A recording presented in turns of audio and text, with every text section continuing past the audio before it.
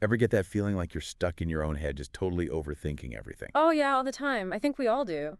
It's like our imagination goes into overdrive, creating these worst-case scenarios. Right, and then we end up feeling way more anxious than we need to be. Totally. And that's exactly what we're diving into today. Really exploring this whole idea of how our imagination can sometimes cause us more pain. Then, reality itself. Totally. We're going to be looking at excerpts from this book called Imagination Hurts More Than Reality. By David Adu. I love the title. Yeah, it's very fitting. So what is it about our imagination that can make it so tricky to manage?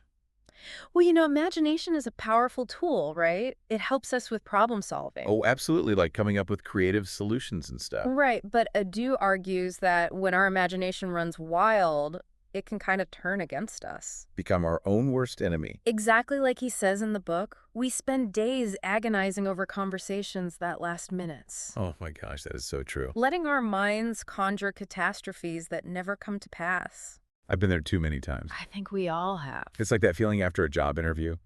Oh, yeah. You replay every little awkward moment, Since you totally bombed it. and then you end up getting the job. It happens. That's a perfect example of how we create these elaborate stories in our heads. And then reality turns out to be way less dramatic. Sometimes even better.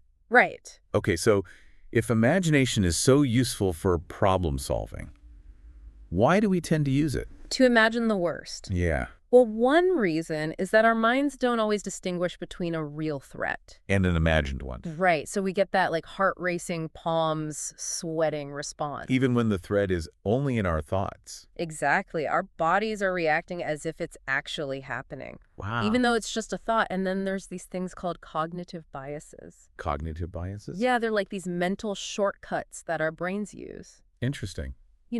They can be helpful in a lot of situations, but they can also lead us to make, Assumptions.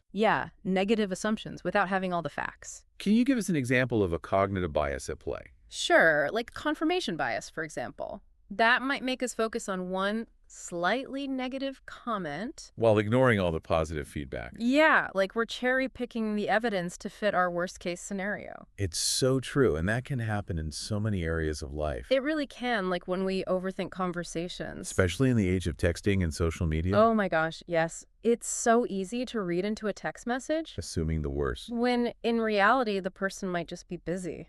I do that all the time. It's easy to forget that other people have lives going on, Right outside of our interactions with them. Exactly. We just jump to conclusions. Yeah. Adu also talks about how fear of the unknown can really paralyze us. Absolutely. Those what if I fail thoughts can be so overwhelming. They could hold us back from even trying. And it's ironic because a lot of times doing the thing we fear is actually Less scary than endlessly imagining it. way less scary. Action often reveals that the imagined threat. Was way worse than reality. Exactly. So how do we start taming this runaway imagination? Well, do give some really practical advice. I like practical advice. Yeah, one key strategy is staying present.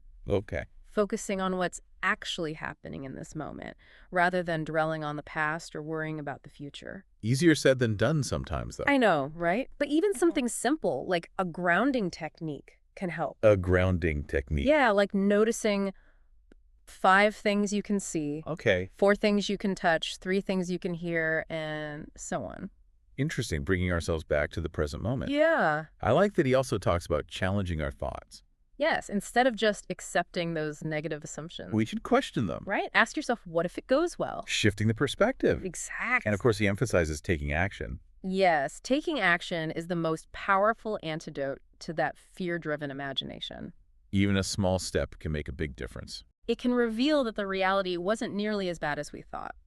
So we can learn to manage our imagination so it doesn't create unnecessary suffering for us. Exactly. It's about understanding our own minds. And developing the skills to navigate our thoughts and emotions more effectively. Absolutely. So here's a final thought-provoking question for everyone listening. Okay. What area of your life do you find your imagination causing the most anxiety? And how can you apply these strategies, staying present, challenging your thoughts, and taking action To find more peace. in that area? Good question. Food for thought. Definitely. Thanks for joining me on this deep dive. It's been a pleasure. Until next time. See ya. Bye. Bye.